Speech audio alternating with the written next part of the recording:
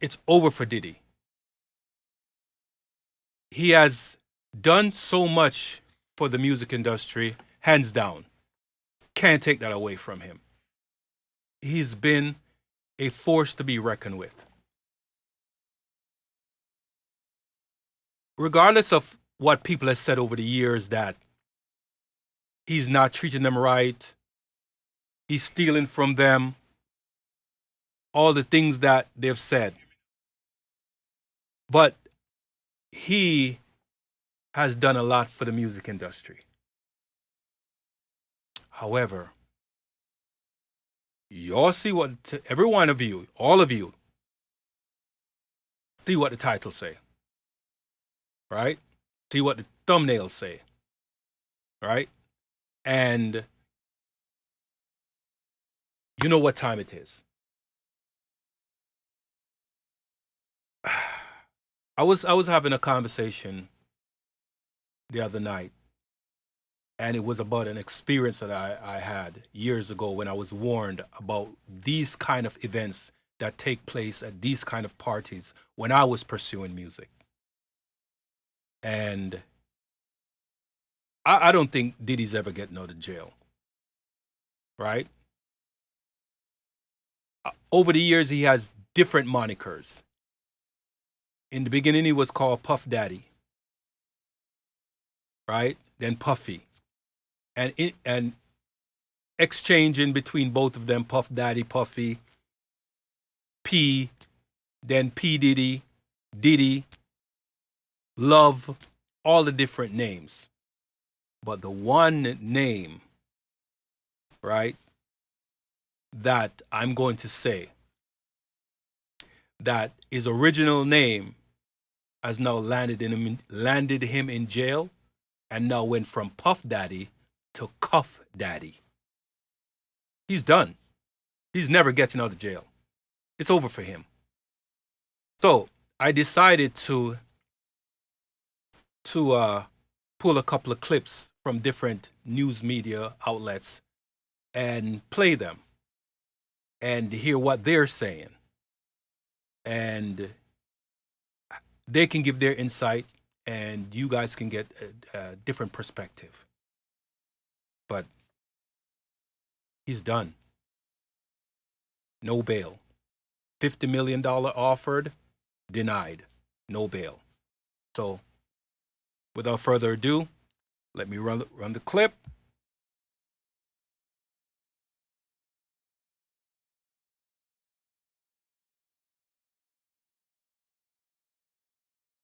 Diddy Combs has been denied bail in connection with the sexual abuse and sex trafficking charges he faces. And as Les Trent reports, the music mogul who once traveled by private jet to all those mansions is now in a jail that is notorious for its bad living conditions. Music mogul Sean Diddy Combs spent his first night behind bars inside a facility that is being called Hell on Earth. The Metropolitan Detention Center in Brooklyn is notorious for its appalling living conditions and rampant violence. How bad is it inside this federal lockup? There have been 2 murders, 4 suicides, and numerous stabbings and lockdowns in recent years. It's so out of control inside that 4 federal judges are reportedly refusing to send any more prisoners here. Donald Trump's former fixer, Michael Cohen, spent a harrowing year in federal custody. He says for someone used to a life of luxury like Diddy, prison life is a severe shock. You have a desk, you have a plastic chair, you have your bed with a 1.5-inch mattress, no pillow, and you also have a locker. So you basically have 3 feet by 5 feet to move around. So you have a basic 15 square feet. It is a horrible, horrible place. Diddy's lawyers were so eager to keep him out of jail, they offered his palatial $48 million home in Miami Beach and his private jets as bail. Today, they are even offering to restrict female visitors to his homes, except for his mother, daughters, and the mothers of his children if he is released. They told the judge the jail he was being sent to is dreadful, dirty, inhuman, and an ongoing tragedy. How's your dad doing? How's your dad doing? Family members appeared somber as they arrived at federal court in Manhattan today in another attempt to get out on bail. The judge cited Diddy's history of violent temper and potential intimidation of witnesses as reasons for keeping him behind bars. Diddy's former protege, singer Aubrey O'Day, is celebrating Diddy's downfall today. I feel validated, a win for women all over the world. Combs has pled not guilty. Those were the only words he uttered in court yesterday.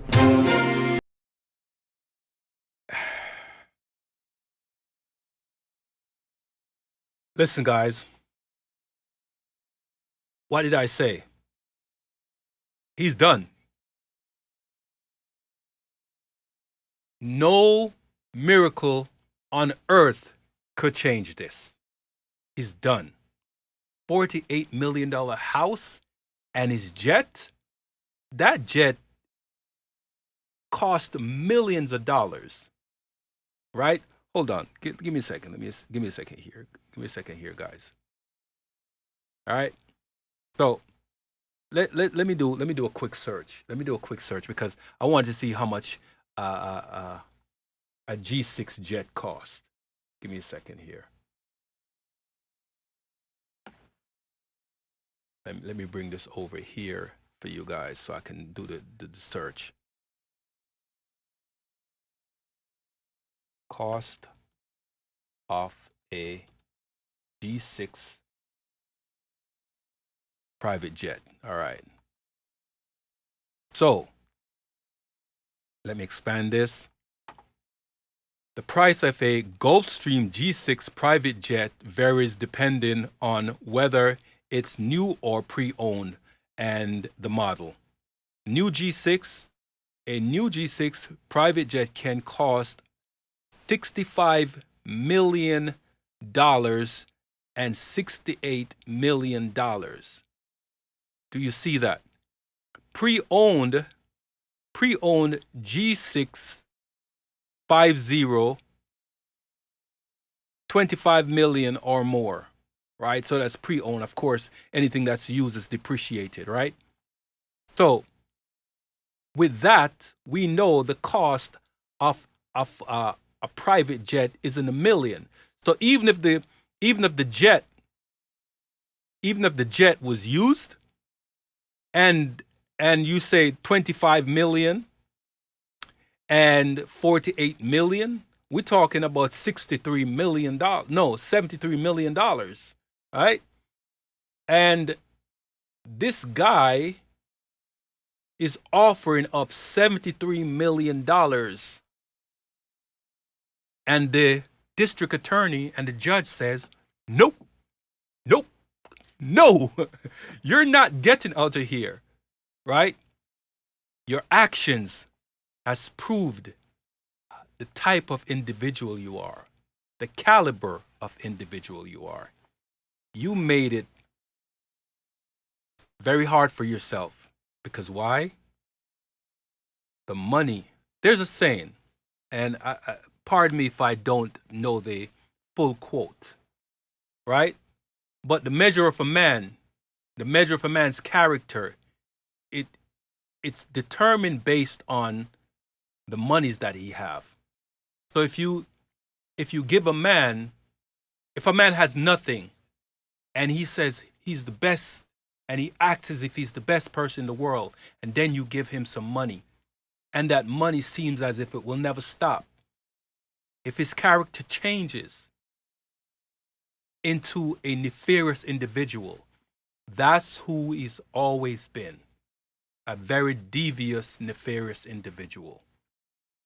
There's two times in a person's existence where you truly see who they are. One, when they're inebriated, and two, when they have money. And then you can see a real person's character. Well, there's a third one, but that's up for an argument. That's questionable, right?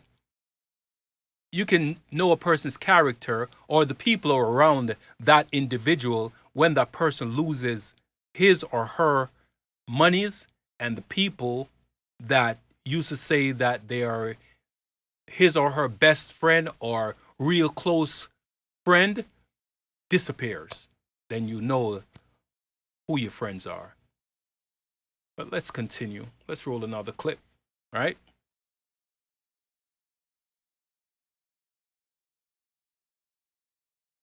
expand this and get this going. November of last year, and Let's bring this back. disgraced music mogul Sean Diddy Combs remains behind bars in a Brooklyn, New York federal jail, a stark difference from his mansions in South Florida and Los Angeles. This week, the once famed producer's fall from grace came to a head when he was arrested in New York City and charged with racketeering conspiracy, sex trafficking by force, fraud, coercion, and transportation to engage in prostitution. While appearing in front of a federal judge on Tuesday, he pleaded not guilty to the crimes. Diddy was once known for his boisterous personality, often appearing as a fun-loving guy who would host great parties, including his now infamous White Party. But since his fall from grace, many who have filed lawsuits against him allege sinister activities were going on behind the scenes. At the center of the government's case against Diddy are his alleged freak-offs, which according to the indictment were elaborate and produced sex performances that Diddy arranged, directed, pleasured himself to, and often electronically recorded. But the freak-offs were first alluded to in Cassie's now settled federal civil lawsuit that was filed in November of last year and settled within a day. In the suit, it says Diddy would repeatedly ask Cassie at random moments that he wanted a freak-off or FO, and she was expected to facilitate the location and hiring of male sex workers. The suit would go on to say during their relationship, the mogul would insist on an FO weekly, which would often take place in hotel suites. It's alleged Diddy would pay to fly male sex workers to his location, which included cities in the United States, and he would require Cassie and his staff to help him make these arrangements. According to the federal indictment against him, when the federal agents searched through his homes during the raids, they seized drugs and more than 1,000 bottles of baby oil and lubricant. In Cassie's suit, she alleged Diddy's assistant, who also set up the freak-offs, would stock the hotel. Hey. Wait. I have to rewind this a little bit. Because I heard something, and let me pull this off and put me there. Listen, a bunch of people have been questioning, wondering, and asking, why did they have 1,000 bottles of baby oil and lubricant? That's wild. That is wild. Why? I'm wondering, why did he have so much baby oil and lubricant? I wonder where they were going to put that baby oil and lubricant. I wonder where.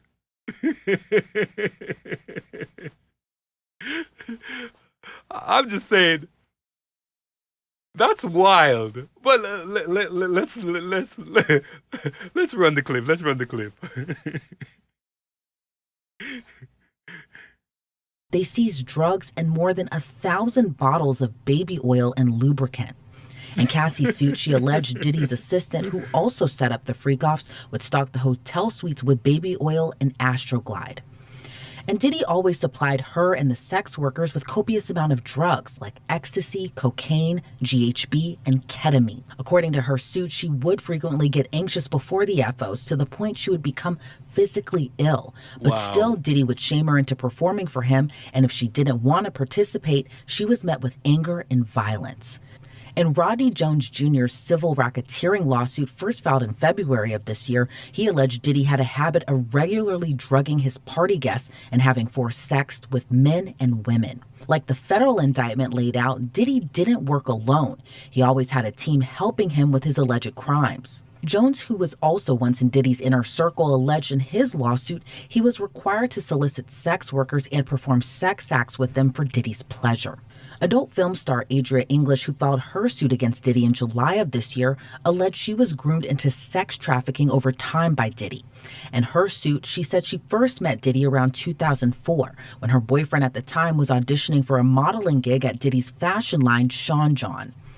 She claims her boyfriend and another model were asked to perform oral sex on Diddy in order to get the job, and when he refused, Diddy's associate offered him the job as long as Adria worked as a go-go dancer at his White Party in the Hamptons. She says at his party she regularly had to drink alcohol laced with drugs like ecstasy. According to her suit, Diddy demanded she have sex with party guests, and if she didn't, he would tank her career and blackball her and her boyfriend from the industry if they didn't comply. Diddy's most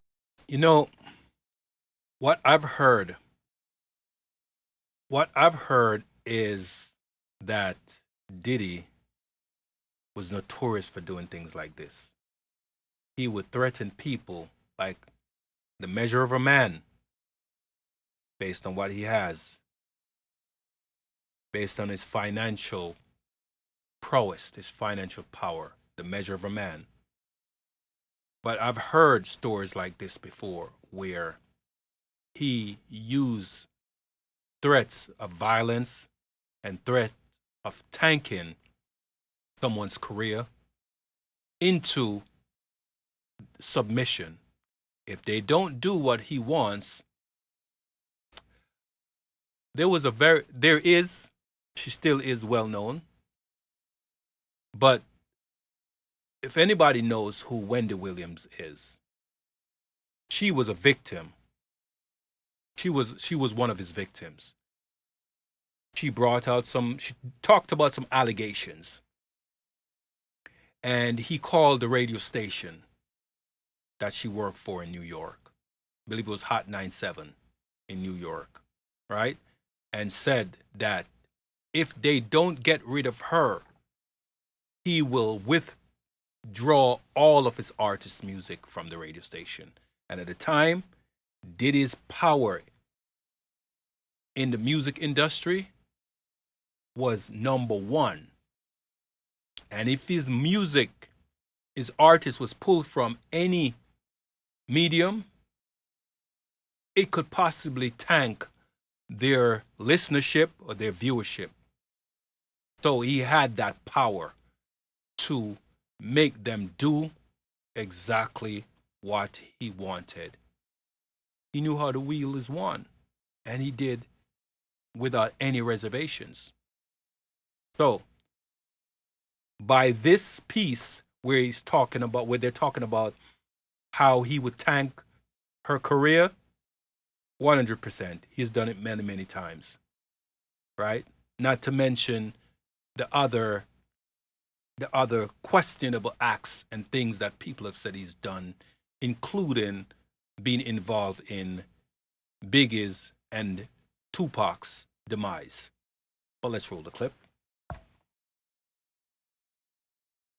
Most recent accuser, singer Dawn Richard from Danity Kane, alleged in her lawsuit filed about a week before her former boss's arrest that at an after party she saw a copious amount of illegal drugs, and the girls who attended the parties appeared lethargic or passed out while Diddy and his guests allegedly performed sexual acts on them. She alleged in her suit Diddy told party guests, "This is a buffet, enjoy yourselves. This is what we do. This is how we party."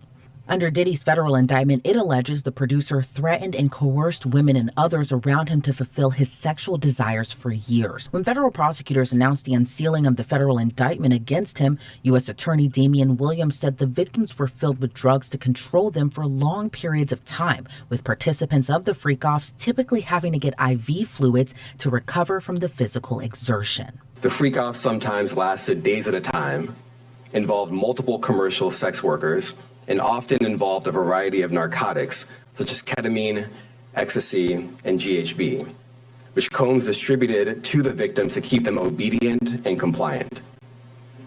As alleged, when Combs didn't get his way, he was violent and subjected victims to physical, emotional, and verbal abuse this morning so that in they Battle would Music participate mogul in the Sean freak-offs, and that Combs hit, kicked, threw objects at, and dragged victims, at times by their hair. While arguing for bail after he was arraigned, Diddy's attorney reportedly told the judge it's not sex trafficking if the participants of the freak-offs wanted to be there. After Diddy was denied bail on Tuesday by a federal judge, his attorney, seemingly disappointed Diddy wasn't issued bail, said he'll continue to fight for his client. So this was the first step. We have a bail appeal scheduled for tomorrow at 3:30 in front of Judge Carter, the district judge assigned to this case. I think that we made the points that we've been wanting to make. I think he came out. Mr. Combs is a fighter. He's going to fight this to the end. He's innocent. He came to New York to establish his innocence. He's not afraid. He's not afraid of the charges.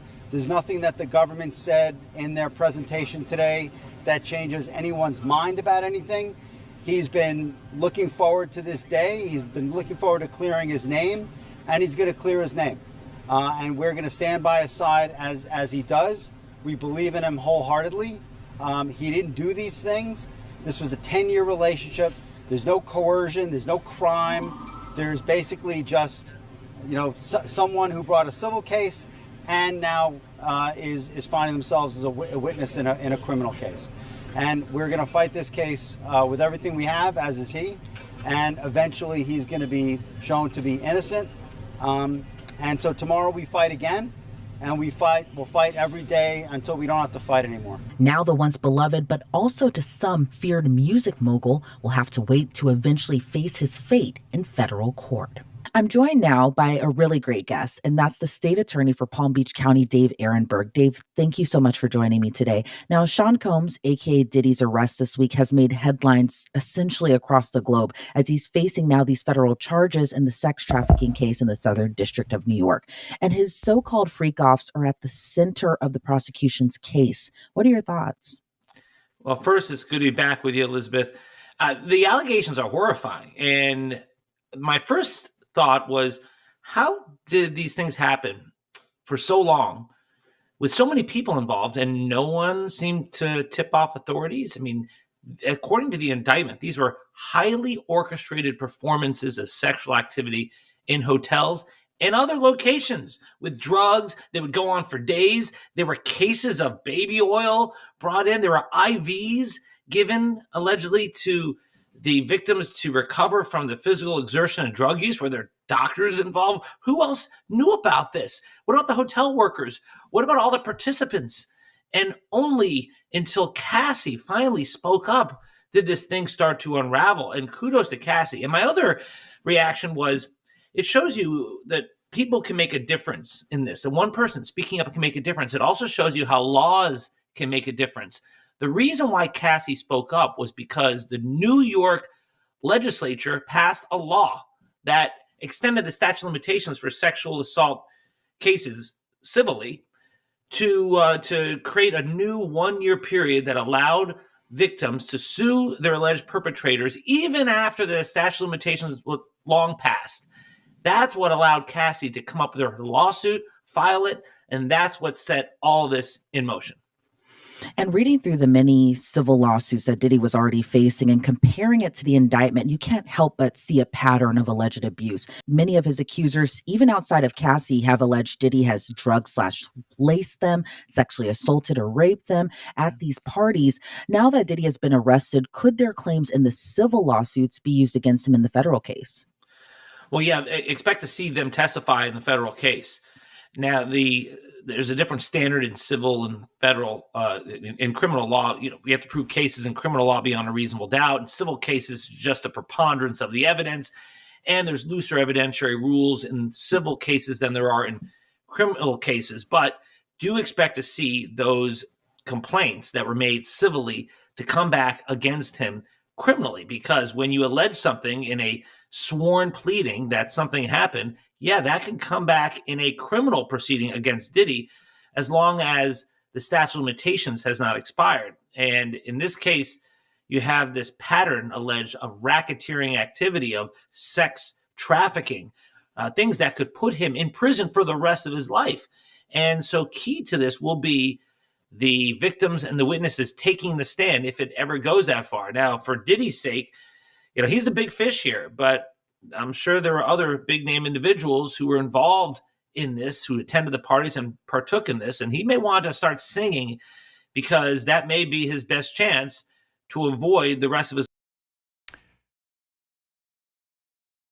So, this is what everyone is thinking. This is what everyone is saying, that he knows too much. Diddy knows too much. And because he knows too much, the fear is that he might go the way of Jeffrey Epstein, because Jeffrey Epstein knew too much. And it is crazy for Jeffrey Epstein. The camera stopped working. The camera that's right by his cell stopped working. The guards know nothing. And allegedly he offed himself. Now you could see and understand why Diddy offered millions of dollars, $73 million, equaling the mansion that is fully paid for and his jet that's fully paid for if he had paid $25 million for that jet. So his $48 million mansion and his $25 million jet, that's $73 million, right? Well, what if he paid $65 million for that jet, right? Plus the $48 million, we talking over $100 million, right? And they said no. So you could understand why he made such a large, a magnanimous offer to get out of prison. Well, sorry, he's not in prison yet, out of jail. All right. So let's roll the clip. Let's continue. His life behind bars. And one of his accusers, Rodney Jones Jr., the producer who sued Diddy earlier this year, he claimed he was required to solicit sex workers for these parties. He said many in Diddy's camp were also required to do this. Does that automatically qualify as sex trafficking if they're recruiting these women, potentially even men, for these parties? And what does that tell you about the people in Diddy's inner circle and some of the requirements they had to do in a way to kind of meet his needs?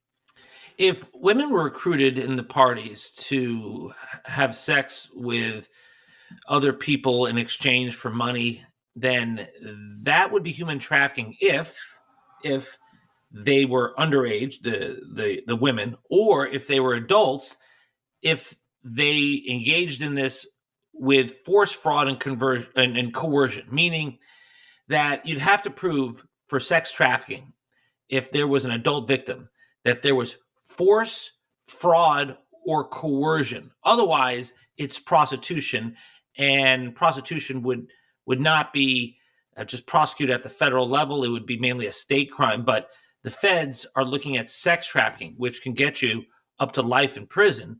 And the sex trafficking is really a serious crime that involves a commercial sex trade. But again, for an adult victim, you have to have force, fraud, or coercion. And that is what is being alleged here. You can coerce people into having sex with others, or if you drug them up to make them have sex with others, that would be enough to charge someone with sex trafficking. And yesterday in court, Diddy's attorney made kind of an interesting argument. He said, is it sex trafficking if everyone wants to be at the freak-offs and wanted to be there? And the defense reportedly went on to say they don't want the federal government in their bedroom. What do you make of that argument? And do you believe that this is a case about just sex? Well, that's why the judge denied bond. That's why the judge denied the defense request to let him out pre-trial in exchange for a $50 million bond, because he said that the alleged crimes here occurred behind closed doors. So the judge did not believe it was consensual. The judge believed you are hiding stuff behind these closed doors, and we cannot trust you to be alone with these people or to be alone with anyone, because you could do it again. And as far as whether consent is a defense to sex trafficking, well, it is if there's no force, fraud, or coercion. If everyone engages in commercial sex work voluntarily without force, fraud, or coercion, then you could have prostitution charges, but that would be state charges. Here, the sex trafficking is because of the allegations that people were forced into it, or they were drugged into it against their will. So that's where the allegations come from. That's where the charges come from. And just a few months ago, Diddy's friend, Stevie J, aka Stephen Jordan, he posted a video to his social media page after all the civil lawsuits with the caption, "This is what a real Diddy party looks like." It showed very high-profile celebrities there.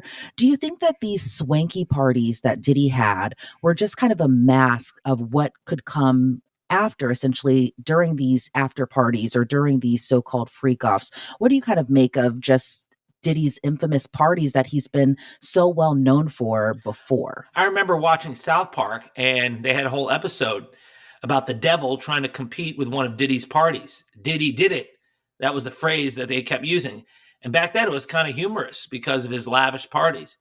But there's clearly a sinister side to these parties, according to the allegations, that they involve force, sex, and drugs, and then using IVs to bring people back who were overly drugged and treated in such a way where they were physically totally exhausted by doing things that they were forced to do. I mean, it just sounds horrific. I mean, the cases of baby oil being brought in, it's something that makes me wonder how many people knew what was going on.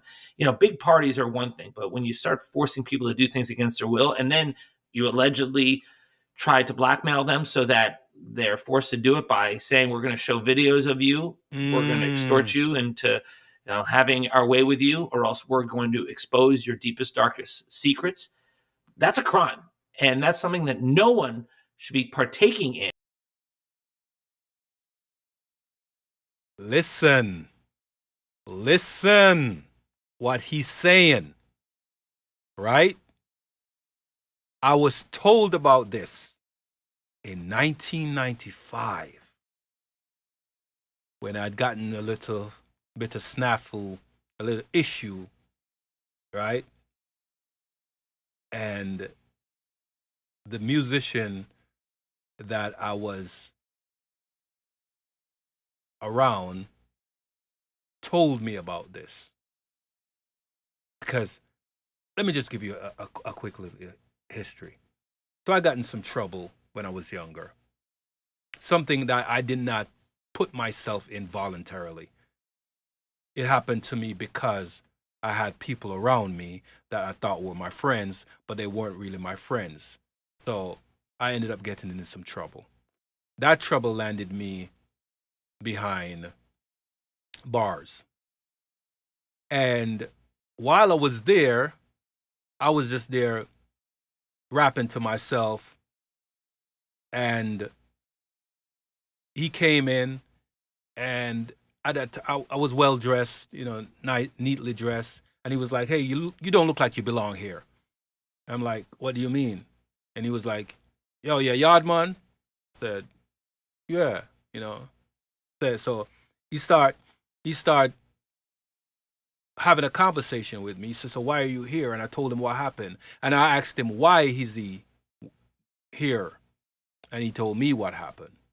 Gotten a little bit of drinking and gotten an argument with someone and got in trouble for disturbing the peace, right? So I started telling him my story because we started having a conversation. And he told me because I told him I was supposed to go to Georgia. I was supposed to go to Atlanta to an industry party. And he started telling me some things. And the things that he started telling me, this was back in 1995. And the things that he started telling me, I couldn't believe them. I thought he was lying. I thought he was making them up, right? And boy, the things that he said. Let me go in full mass, right? The things that he said, I couldn't believe them. Like I said, I thought he was making them up. But as he told me, he said, where you are tonight is the best place for you to be. Because young, aspiring artists, when they go to this kind of parties, what tend to happen to them is that they're drugged and things are done to them and recorded, videotaped, and then used against them for them to sign the contract. And it doesn't matter how effed up that contract is against the artist.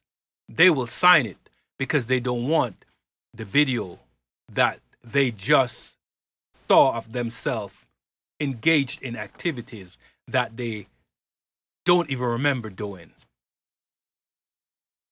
And years later, and today,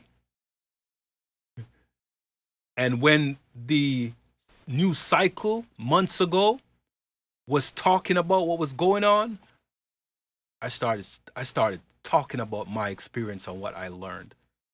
And I'm not going to get into everything that I was told. That was done in a previous show. But I could say so far everything he's told me with not divulging other parts of it in this stream has happened. You know, many people years ago, like people like Jaguar Wright and other people, have spoken about Diddy and his activities. You heard it through the grapevine. And here we are. But let's roll the clip.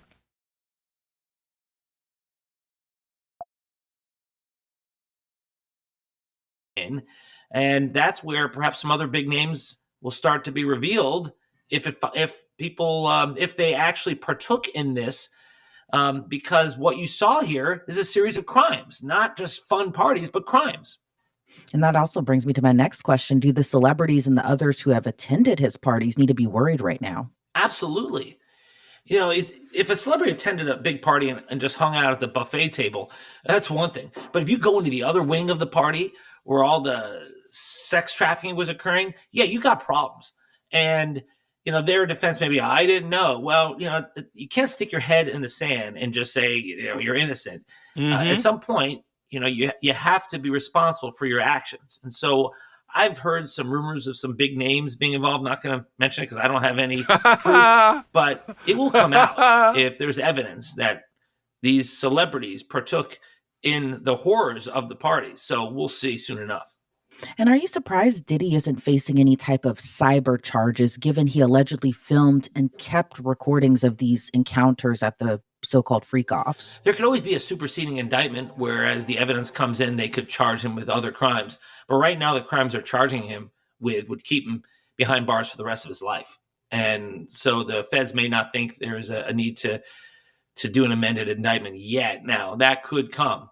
But I thought perhaps there'd be some federal firearms charges, because I thought there were reports when they raided Diddy's places that there were people there with guns, and the feds take that very seriously if they're violating federal firearm laws. I mean, look at the assassination attempt against Donald Trump. You see the gun laws were the first ones to be filed. So perhaps that's coming, or perhaps they don't have enough evidence there.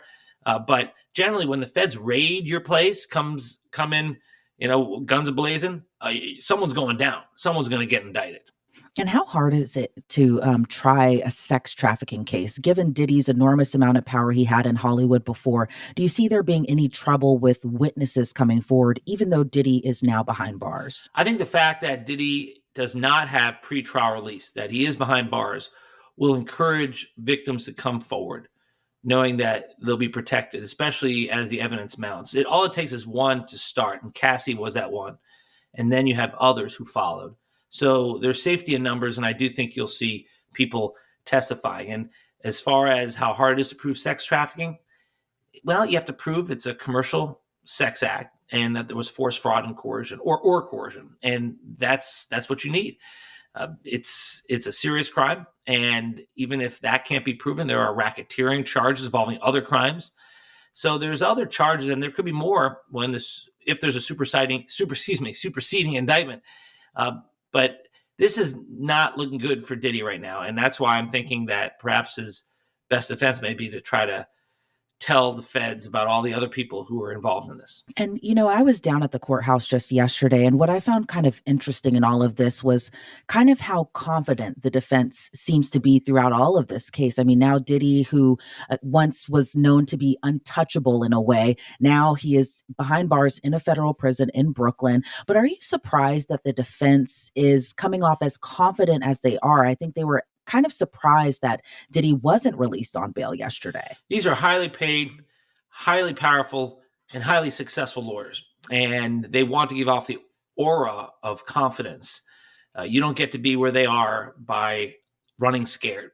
Now, I do think they were surprised that an offer of a $50 million bond, an offer of lots of restrictions, home arrest, would be rejected. But the court did what the court needed to do, because Diddy is allegedly a danger to the community and a flight risk for that matter, because he's got so much money. So I think the court made the right decision in denying bond.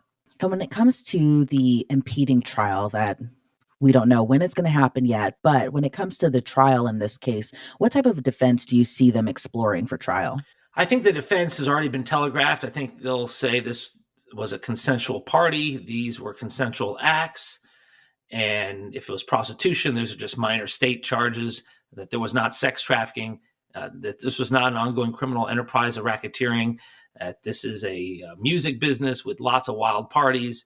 And he should be able to live the life he wants to live with people who are engaging in consensual activities. Now, whether a jury will buy that, I mean, it's belied by the evidence. The evidence has shown that there was some coercion, some forced conduct, some blackmail. And all it takes is one witness to take the stand and say what she or he went through. And I think that's going to be very powerful evidence, because I don't think Diddy is going to take the stand here if it goes to trial.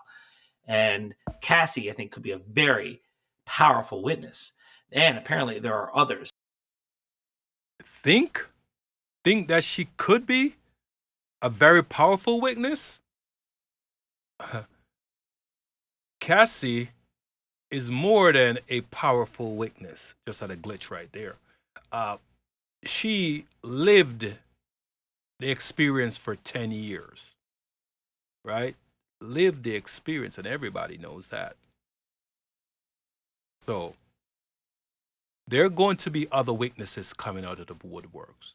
People that he has done stuff to. People that know about him. They're going to possibly get subpoenaed and give their statements in private, because they don't want their names or their identity come out. But the judges, the prosecutors, everybody will know who, minus the press and the media, but their statements will be taken and used in this case.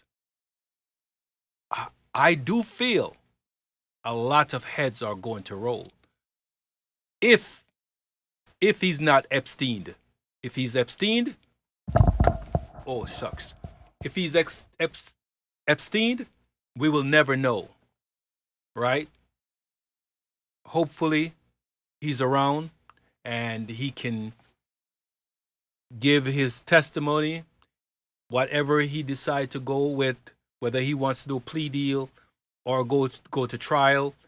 He's going to decide what he wants to do. However, if he starts singing like a canary,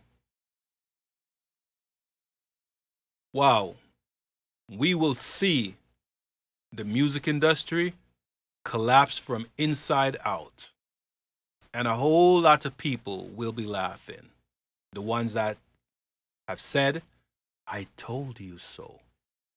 Jaguar, right? All right, let's continue. Just ready to go. All right. Well, Dave Ehrenberg, I want to thank you so much for joining me today. I really appreciate it. Before we sign you off, anything else about this case that you'd like to add? I think it shows that no one is above the law. A lot of people thought that Diddy would escape this because of his wealth and his power and his prestige.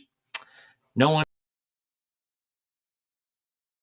And I also think he thought he would have escaped this because of his wealth and his prestige.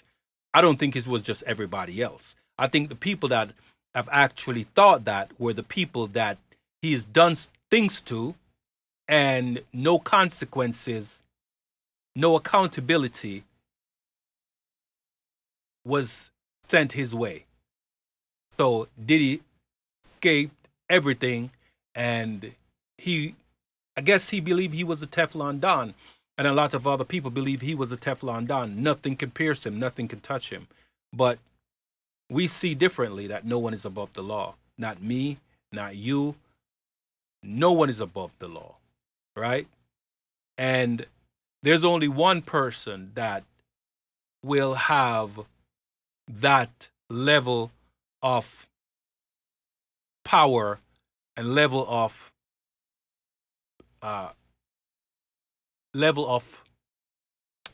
where they almost seem like they're above the law, and it's the president. And where they have that level of authority and level of security and level of immunity to any crimes is the president, because of that letter that was written many, many years ago. Right? It's not a law. But even if the president was to break a law that they deem of gross negligence, the president also would face the consequences. Right? So no one is above the law, no matter how much money you have. Right? Because you can't keep doing wrong and not expect at some point you will pay the consequences. You know, I'm not a religious man. I'm not a religious person. I follow no religious faith. But I could say this. The one thing that I do believe in, the one thing I do understand is the circle. It's the circle. With a circle, there is no beginning and no end. It's forever. Kind of like the infinity sign, right? That looks like the 8. It's forever. And when I say I believe and I obey the principles of the circle, it's because what goes around comes back around. What goes around comes around. However you say it. What starts at one point always comes back to the same point. And that's the motto I live by. Do unto others as I like done unto myself, and treat others as they would like to be treated. We're not all perfect. We all do make mistakes, right? Sometimes we falter. But if you realize your mistake, have some accountability, and make the necessary changes to be better tomorrow than you were today, you will not be in certain situation because you strive to be better than you were yesterday, right? But Diddy and others like him think that there are no consequences, and hence it is why we're here where we are today. Let's roll the clip. One is untouchable, and I think that it shows that if there's evidence, prosecutors will follow it and do the right thing. All right, Dave, again, thank you so much for being here today. I appreciate it. Thank you, Elizabeth. If convicted on the federal charges against him, Sean Diddy Combs faces a mandatory minimum of 15 years in prison and a maximum sentence of life behind bars. Reporting for Law and Crime, I'm Elizabeth Milner. All right. So before I close this out, I have one other clip I want to bring in, just for little giggles, right? Just one other clip I want to bring in, just for some giggles here. So let me bring this in. I'm gonna pull this over here, expand this, and then play it. Right?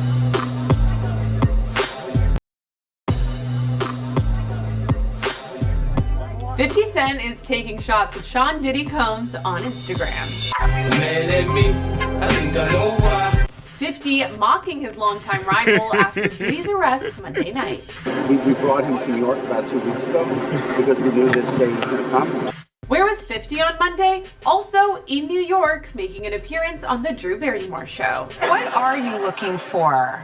And do you know what you're looking for? Yeah, well, just real friendship. Friendship, but not with Diddy. You ain't a friend of mine. You ain't no kin of mine. 50 posting a sweet picture of him and Drew on Instagram, but the caption tells a different story. Let's rewind that. And Drew on Instagram. Friendship, but not. Let's rewind that. You ain't a friend of mine. You ain't no kin of mine. One more time. With Diddy. You ain't a friend of mine. You ain't no kin of mine. All right, one more time for good measure. Yeah, well, just real friendship. Friendship, but not with Diddy. You ain't a friend of mine. You ain't no kin of mine. 50 posting a sweet picture of him and Drew on Instagram, but the caption tells a different story. I have a lot of fun. Here I am keeping good company with the Drew Barrymore show, and I don't have 1,000 bottles of lube at the house. I'm not telling you, they are. 50 referring to the over 1,000 bottles of lube and baby oil found when the feds raided Diddy's home in March. One of many details revealed in his now unsealed indictment, which laid out the charges for his arrest. I'm announcing the unsealing of a 3-count indictment, charging Sean Combs with racketeering conspiracy, sex trafficking, interstate transportation for prostitution. While Curtis gave his 2 cents on the situation, People love tragedy. You know, more than they love good news, no matter how you look at it. Diddy's attorney, who maintains the rapper's innocence, tended to a media frenzy Tuesday morning. I expect we're going to have an arraignment at some point later today. This office is determined to investigate and prosecute anyone who engages in sex trafficking, no matter how powerful or wealthy or famous you may be. No one should doubt our commitment on that.